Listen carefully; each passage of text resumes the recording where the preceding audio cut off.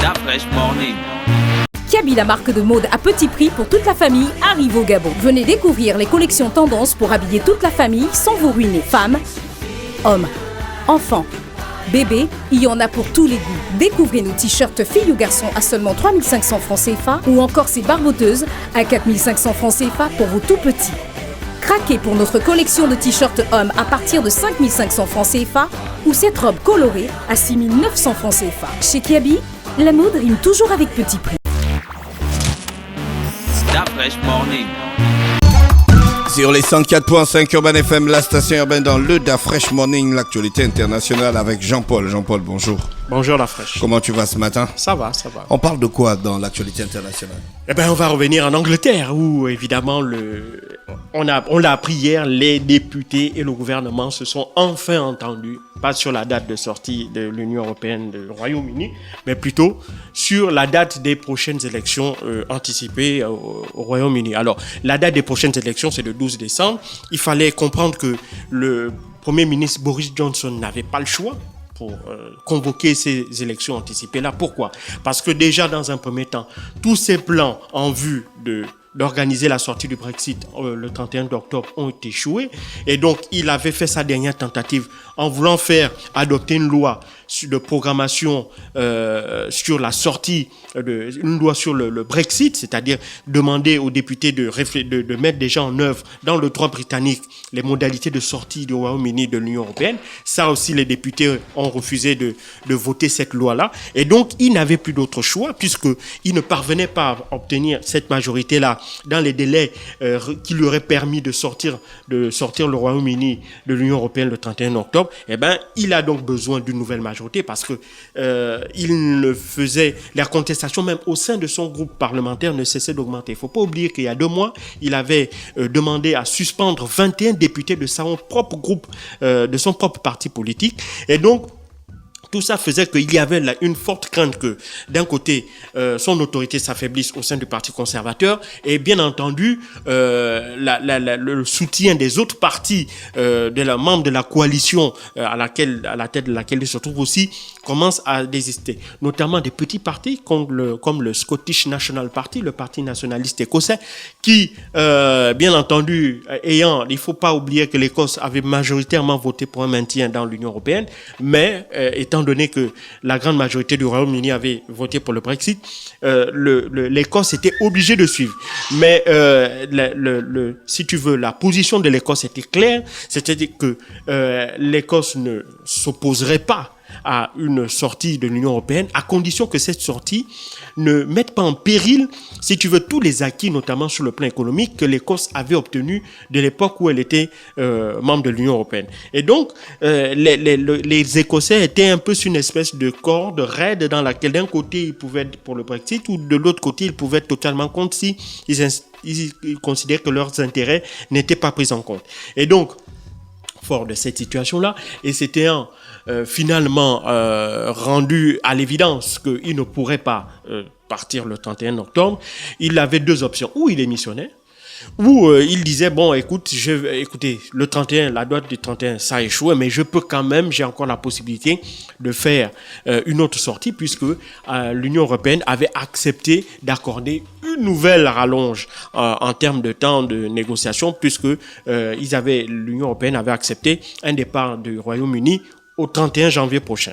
Donc, entre maintenant et le 31 janvier, il faut être sûr qu'à la date du 31 janvier, il ait une majorité suffisamment forte, suffisamment claire pour lui permettre justement de passer le cap de ce Brexit-là et mettre fin à ce dossier-là qui dure plus de 2 ans et demi. Et donc, pour cela, il n'a d'autre choix que de trouver un compromis avec le parti travailliste, le Labour Party, pour convenir d'élections anticipées. Parce que c'est évidemment le souhait du parti travailliste, c'était d'aboutir à des élections anticipées avant le Brexit, pour que la nouvelle majorité qui se mettra en place et qu'ils espèrent obtenir va travailler dans 2 options. La première option, c'est obtenir un Brexit plus doux, pas de hard Brexit, mais vraiment un Brexit qui soit négocié de manière à ce que ça puisse avoir la pilule puisse mieux passer des deux côtés, avec moins de contraintes, notamment sur les droits douaniers, sur le droit des résidents ressortissants de l'Union européenne, sur les prochains accords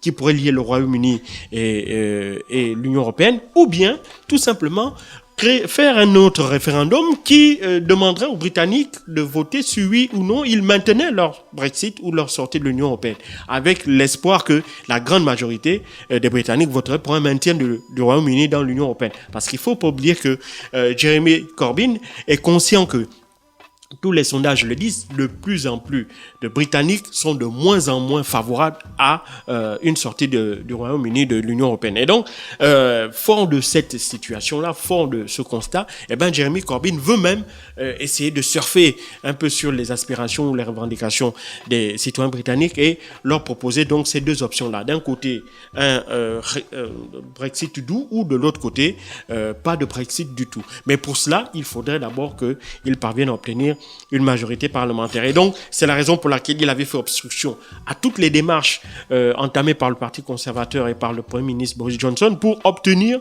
une majorité, obtenir un vote, que ce soit sur un accord de départ de l'Union européenne ou sur l'adoption de la loi du Brexit dans le droit britannique.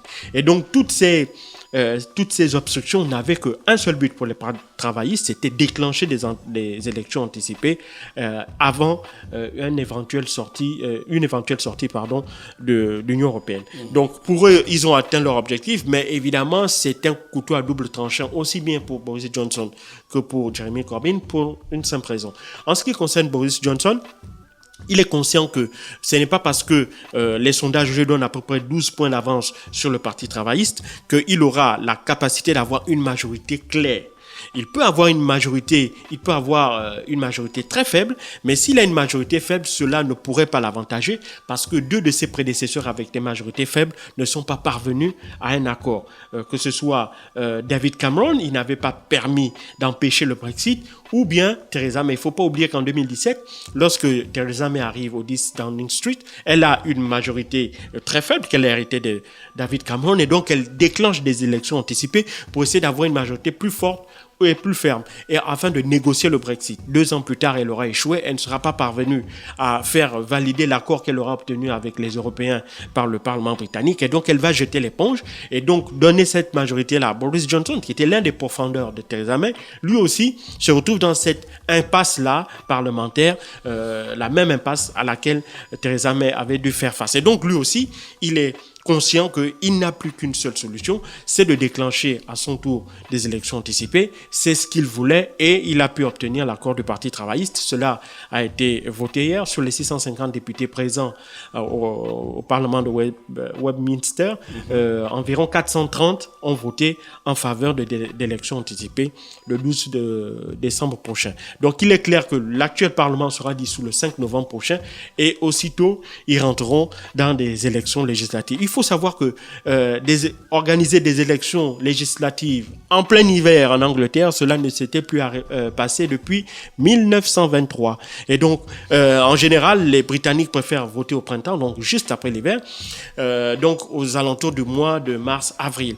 Alors là, évidemment, voter en plein hiver, ce n'est pas quelque chose qu'ils adorent particulièrement. Mais il ne faut pas oublier qu'en 1923, lorsque les Britanniques avaient été convoqués aux urnes, cela avait permis justement à l'entrée au 10 Downing Street pour la première fois de toute l'histoire du Royaume-Uni d'un travailliste comme Premier ministre. Donc cela avait permis au Parti travailliste de remporter sa toute première élection de son histoire. Et donc Jeremy Corbyn espère que les mêmes causes peut-être vont créer les mêmes effets, et donc il espère que en déclenchant ces élections le 12 décembre, il a une forte chance de pouvoir les remporter et mettre en place son programme, je l'ai dit, qui est clair. Et lui veut conserver l'Angleterre dans l'Union européenne. Non, il ne peut pas conserver. Il veut d'abord tenir compte du vote. Il ne faut pas oublier, en 2015, les Britanniques ont voté dans leur majorité pour une sortie de l'Union européenne, mais évidemment, il considère qu'en 2 ans et demi, si on n'est toujours pas parvenu à un accord,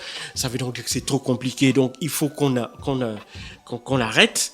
Et donc, pour arrêter, il faut évidemment repartir vers le peuple, parce qu'il faut savoir que c'est un des... Donc, il veut réorganiser un référendum. S'il ne parvient pas à un accord, il préconise en plan B d'organiser un référendum. Il va demander aux Britanniques s'ils veulent bien revenir sur leur décision du Brexit. Et s'ils disent non, ils vont recommencer le travail à zéro. Oui, s'ils disent non, le Royaume-Uni met fin aux négociations et puis le Royaume-Uni reste dans l'Union européenne tout simplement. D'accord. Restez connectés sur les 104.5 Urban FM, la station urbaine. C'était Jean-Paul pour l'actualité internationale ce matin dans notre émission matinale et musicale. On se retrouve juste derrière dans quelques minutes avec Gina. On va repartir dans la playlist du bonheur. Kiabi, la marque de mode à petit prix pour toute la famille, arrive au Gabon. Venez découvrir les collections tendances pour habiller toute la famille sans vous ruiner. Femmes, hommes, enfants, bébés, il y en a pour tous les goûts. Découvrez nos t-shirts filles ou garçons à seulement 3500 francs CFA ou encore ces barboteuses à 4500 francs CFA pour vos tout petits. Craquez pour notre collection de t-shirts hommes à partir de 5500 francs CFA ou cette robe colorée à 6900 francs CFA. Chez Kiabi, la mode rime toujours avec petit prix. Stop Fresh Morning.